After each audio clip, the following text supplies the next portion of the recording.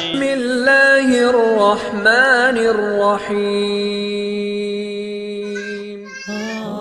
ایک عابد نے اللہ تعالیٰ کی زیارت کے لیے 40 دن کا چلہ کاٹا، دن کو روزہ رکھتا اور رات کو قیام کرتا تھا۔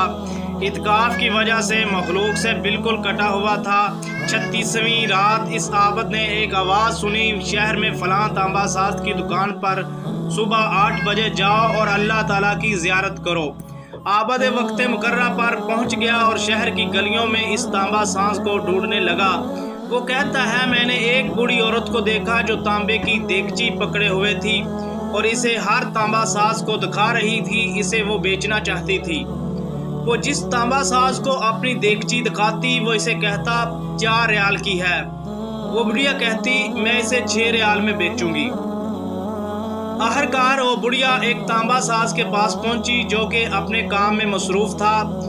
بوڑھی عورت نے کہا میں اسے دیگچی کو 6 ریال میں بیچوں گی، کیا آپ 6 ریال دیں گے؟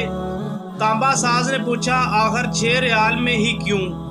بوڑھی عورت نے اندر کی بات بتاتے ہوئے کہا میرا بیٹا بیمار ہے، حکیم نے اس کے لیے جو دوائی لکھی ہے اس کی قیمت 6 ریال ہے۔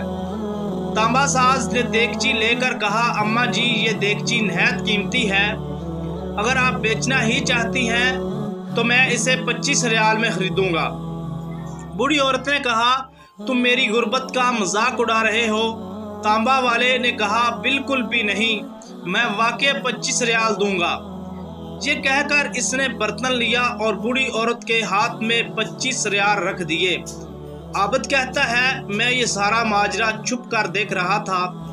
جب وہ بوڑھی عورت نظروں سے اوجھل ہو گئی تو میں تانبا ساز کے پاس گیا اور بولا لگتا ہے آپ کو کاروبار نہیں آتا۔ سبھی تانبے والوں نے اس دیگچی کو تولا لیکن 4 ریال سے زیادہ کسی نے اس کی قیمت نہیں لگائی اور آپ نے 25 ریال میں اس سے لے لیا۔ بوڑھے تانبا ساز نے کہا میں نے برتن نہیں خریدا ہے، میں نے اس کے بچے کا نسخہ خریدنے کے لیے اور کچھ دنوں کی دیکھ بھال کے لیے پیسے دیے ہیں، اس لیے کہ اس بے کس بڑھیا کو گھر کا باقی سامان بیچنے کی نوبت نہ آئے۔